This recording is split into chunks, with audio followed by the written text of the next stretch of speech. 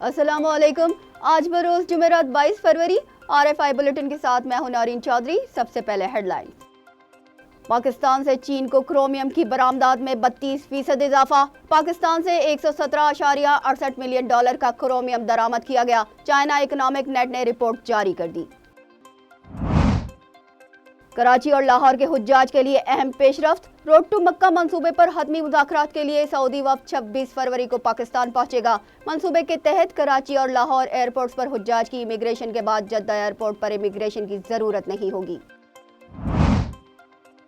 Dubai के world trade centre में लगी नुमाइश में पाकिस्तानी मसनूआत आलमी सतह पर मुतारिफ, भरपूर पजीराई की गई।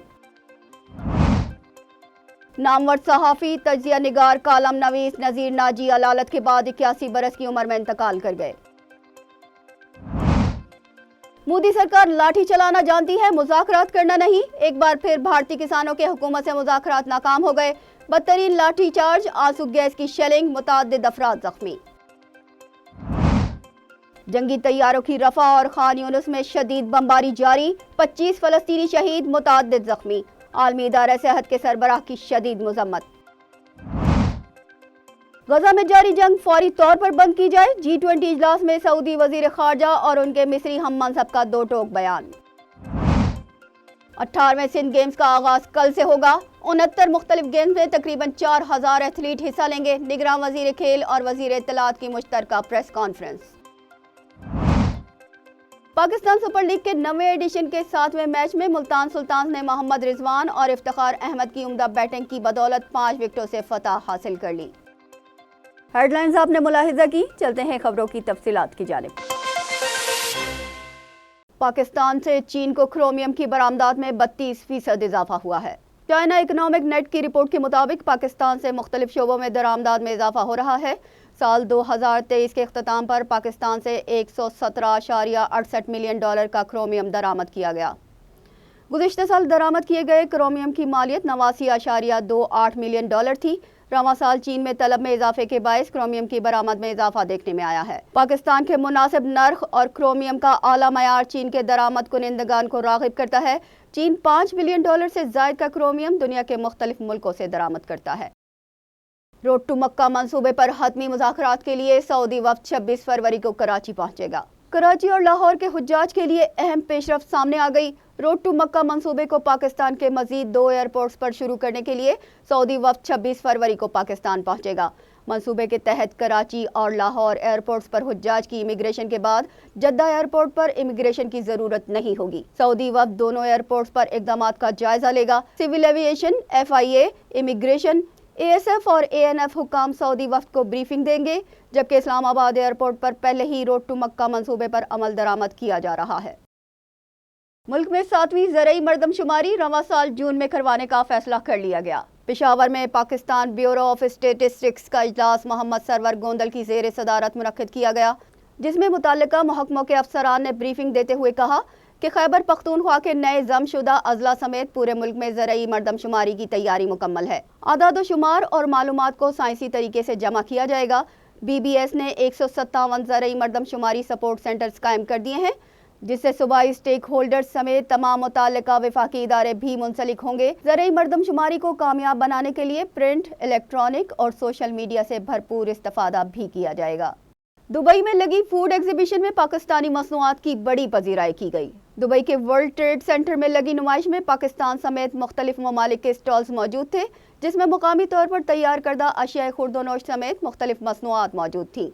ट्रेड डेवलपमेंट अथॉरिटी के चीफ एग्जीक्यूटिव मोहम्मद जुबैर मोतीवाला ने पाकिस्तानी पवेलियन के मुख्तलिफ स्टॉल्स का दौरा किया। उन्होंने कहा कि गल्फ फूड एग्जीबिशन के जरिए पाकिस्तानी मसनूआत को आलमी सतह पर मुतारिफ करवाने का मौका मिला है। खैबर पख्तूनख्वा के जिला लकी मरवत में पुलिस चौकी पर दहशतगर्दों के हमले को नाकाम बना दिया गया है। दहशतगर्दों ने भारी हथियारों से लकी मरवत पुलिस चौकी पर हमला किया, जबकि जवाबी फायरिंग के बायस हमलावर फरार हो गए। DPO लकी मरवत तारिक हबीब के मुताबिक 2 तरफा फायरिंग में भारी हथियारों का भी इस्तेमाल किया गया। दहशतगर्दों की फायरिंग से कोई जानी नुकसान नहीं हुआ। उन्होंने बताया कि पुलिस ने दहशतगर्दों को मोर्चाजन होने का मौका नहीं दिया, जिससे वो भागने पर मजबूर हो गए। नामवर सहाफ़ी तजिया निगार कालम नवीस नज़ीर नाजी अलालत के बाद 81 बरस की उम्र में इंतकाल कर गए। नज़ीर नाजी लाहौर के निजी अस्पताल में ज़ेर इलाज थे। انہیں صحافتی خدمات کے اعتراف میں ہلال امتیاز سے بھی نوازا گیا تھا۔ نگراں وزیر اعلیٰ پنجاب محسن نقوی نے نذیر ناجی کے انتقال پر دکھ اور افسوس کا اظہار کرتے ہوئے کہا کہ مرحوم کی شعبہ صحافت کے لیے خدمات کو تا دیر یاد رکھا جائے گا۔ انہوں نے سوگوار خاندان سے دلی ہمدردی اور اظہار تعزیت کرتے ہوئے کہا کہ نذیر ناجی مرحوم کی صحافتی خدمات کو خراج عقیدت پیش کرتے ہیں۔ بھارتی کسانوں کے حکومت سے مذاکرات ناکام ہونے کے بعد مظاہرین پر پولیس کا لاٹھی چارج، آنسو گیس کی شیلنگ سے متعدد افراد زخمی ہو گئے۔ بھارتی کسانوں کا دہلی مارچ حکومت سے مذاکرات کی ناکامی کے بعد دوبارہ شروع ہو گیا۔ مظاہرین کو روکنے کے لیے پولیس نے آنسو گیس کے شیل فائر کیے اور لاٹھی چارج بھی کیا، جس سے متعدد کسان زخمی ہو گئے۔ کسانوں کا کہنا ہے کہ فصلوں کی مناسب قیمت ملنا ان کا حق ہے، لیکن دہلی سرکار کسانوں کی محنت کا ثمر کسی اور کو دینا چاہتی ہے۔ دہلی پہنچ کر مطالبات کی منظوری تک دھرنا دیں گے۔ ہریانہ پولیس کا کہنا ہے کہ مظاہرین نے پولیس پر پتھراؤ کیا، جس کے جواب میں آنسو گیس کے شیل فائر کیے گئے۔ مظاہرین کو روکنے کے لیے مزید سختی کریں گے۔ دہلی کی طرف بڑھنے والے کسانوں کے قافلے میں 1200 ٹریکٹر، 300 کاریں اور درجنوں منی بسیں شامل ہیں۔ فلسطینی وزارت صحت کے مطابق جنگی طیاروں کی رفح اور خان یونس میں شدید بمباری مسلسل جاری ہے۔ طیاروں کی بمباری سے 25 فلسطینی شہید جبکہ متعدد زخمی ہو گئے۔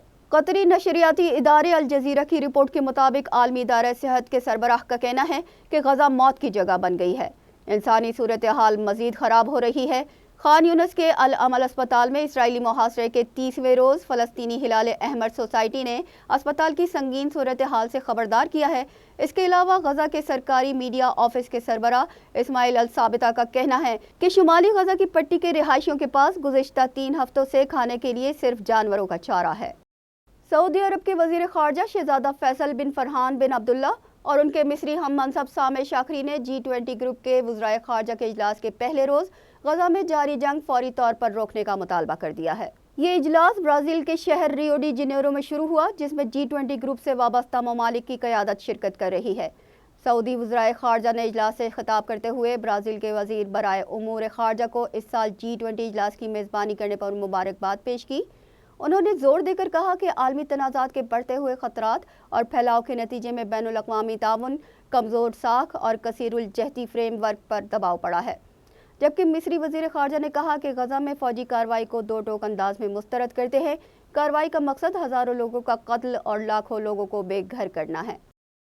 یورپی یونین نے امریکہ کے اشارے پر روس کے خلاف نئی پابندیوں کے 13ویں پیکج کی منظوری دے دی ہے۔ یورپی یونین کے 13ویں پیکج میں تقریباً 200 افراد اور تنظیموں پر پابندیاں عائد کی گئی ہیں۔ روس کے کئی تجارتی شعبے نئی پابندیوں کی زد میں ہیں۔ ان میں صنعت، ٹیکنالوجی، مالیات، نقل و حمل اور آرائش و زیبائش کے شعبے شامل ہیں۔ یورپی یونین کا موقف ہے کہ یوکرین کے خلاف روسی جارحیت کے باعث پابندیاں عائد کی گئی ہیں، جو 24 فروری تک نافذ العمل ہو جائیں گی۔